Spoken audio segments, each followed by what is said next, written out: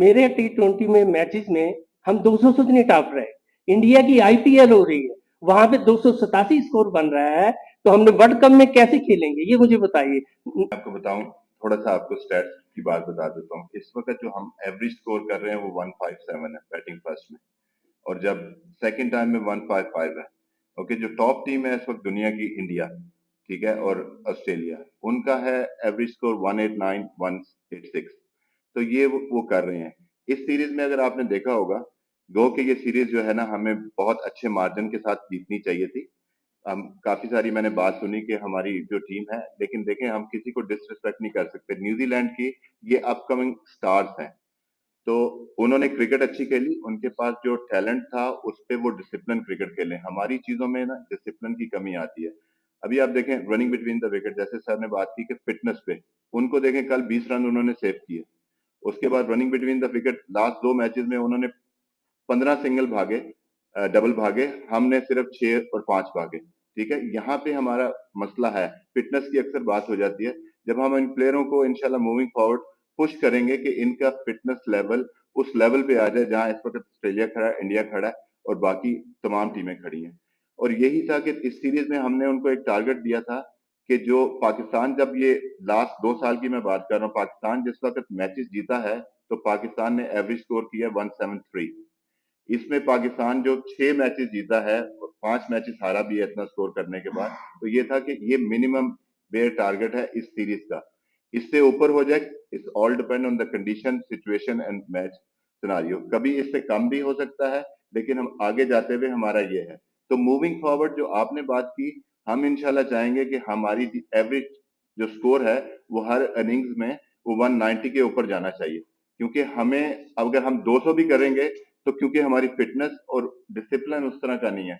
6 run extra हर match में होते हैं, वाइट बॉल नो बॉल, उनको कट डाउन करना है। कैसे हम अपना फील्डिंग को बेहतर कर सकते हैं, 5 रन वहां से सेव करें, 16-17 रन हम बैटिंग में ऐड करें। तो ये चीजें जिस वक्त हम ऐड करेंगे तो तभी हम जाके दुनिया से कम्पीट करेंगे। उसमें क्या है कि जो आपको एक सबसे ज्यादा इंपॉर्टेंट चीज है, जो आपका माइंड सेट है। जिस तरह हम क्रिकेट खेलते हुए आ रहे थे, कल भी अब कल के मैच में आपको बताऊं, हमें 200 रन करने चाहिए थे। We were below par, we have 178, लेकिन वहां पे 7 to 15 आवर्स हम स्लो हो जाते हैं। वो जो माइंड सेट है, आउट होने का डर है, फियर है, उसको निकालना है। क्योंकि लड़कों को कॉन्फिडेंस देंगे कि भाई, आपने देखा होगा अक्सर बात होती है पीएसएल में ये डिफरेंट खेलता है, यहाँ डिफरेंट खेलता है। तो ये सारी चीजें प्लान का हिस्सा है और हमें पता है कि हम कहाँ गलती कर रहे हैं। क्योंकि जब हम अपनी गलतियों से सीखेंगे, जो अभी इस सीरीज में हमने गलतियां की, लर्निंग हमारी ये है कि हम अभी आयरलैंड की टूर है, इंग्लैंड का टूर है, वहां पे वो गलतियां ना करें और वर्ल्ड कप में ये सेम मिस्टेक ना करें। ये हमारा टारगेट है एज अ कोच। इंशाल्लाह ये हमारा टारगेट है कि हम आज टीम को ऊपर लेके जाएं। हमने देखा शहीन शाह को इंजरी हुई, फिर हमने देखा नसीम शाह, अभी एहसानुल्लाह। इंडिया की अगर हम बात करते हैं, बुमराह इंजरी के बाद वापस आता है, उसका पेस ड्रॉप नहीं होता, उतना ही वो लिथल नजर आता है। हमारे लड़के जब आते हैं इंजरी के बाद, शहीन देख लें, नसीम देख लें, उनका वो पेस उस तरह नहीं है। तो रीहैब सेंटर एक बहुत नेसेसिटी है हमारी इधर, ताकि प्रॉपर्ली इसको कैटर किया जा सके। सेकेंडली सर, हम मॉडर्न डे क्रिकेट की बात कर रहे हैं, T20 में हमने ऑलमोस्ट 15-16 साल राज किया। अब हम देख रहे हैं कि हमारा डिक्लाइन कंटिन्यूसली होता जा रहा है, कि हम अपने घर के अंदर भी सी टीम से हारते हैं। जो मॉडर्न डे क्रिकेट की डिमांड है, जो एग्रेशन है, ये कोई भी नहीं लेके आ रहा। ये ऊपर से ट्रिकल डाउन इफेक्ट होता है। जब चेयरमैन की स्टेबिलिटी नहीं होती तो ऑब्वियसली कैप्टन चेंज होता है। बाबर को हमने देखा कि सडन हटाया गया, शहीन को हमने एक सीरीज के बाद रिमूव कर दिया। तो आपको लगता नहीं ये सारी चीजें उसी का रिफ्लेक्ट है? और आप अगर लंबे टाइम के लिए आएंगे तो फिर ये चीजें स्टेबल हो पाएंगी। पहली बात स्टेबिलिटी, बिल्कुल मैं एग्री करता हूँ आपकी। उससे डिसीजन स्टेबिलिटी मतलब डिसीजन होने होते हैं, लॉन्ग टर्म डिसीजन होने होते हैं, शॉर्ट टर्म डिसीजन होने होते हैं। मैं टोटली एग्री करता हूँ। पहला सवाल आपका था, मैं 100% आपसे एग्री करता हूँ, उसके ऊपर काम कर रहा हूँ, लेकिन वो आई थिंक थोड़ा सा टाइम टेकिंग प्रोसेस है। चाहे वो बहुत सारे मेरे कंसर्न है के बारे में, जिस तरह आपके कंसर्न है मेरे भी कंसर्न है, ऑलरेडी काम कर रहे हैं हम लोग, और उसके रिजल्ट आपको थोड़ा टाइम लगेगा, मिलेंगे, but I am on it. Metro time sports है सर, आपको अप्रिशिएट करता हूँ कि बहुत कम वक्त में आपने वो टेक्निकल बातें सीख ली हैं जो लोग 3-3, 4-4 साल में नहीं सीखते, और आप बहुत अच्छी और कोर टीम बना रहे हैं। कोचेस के हवाले से सुन के बहुत खुशी हुई। हम चाहते हैं कि ये चीज स्टेबल रहे, जैसे खान साहब ने कहा कि थोड़ी थोड़ी देर बाद चेंज ना हो।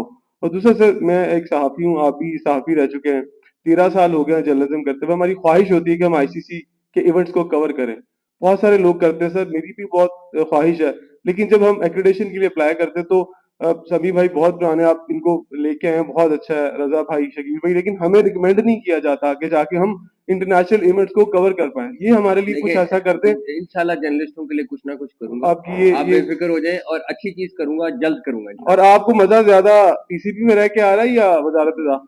मैंने वैसे इसका जवाब कल भी दिया है, कल परसों दिया है, परसों भी दिया है, और मैंने इसीलिए दिया कि ताकि क्रिकेट की स्टेबिलिटी का मैसेज मिल जाए, जो आपने कहा था।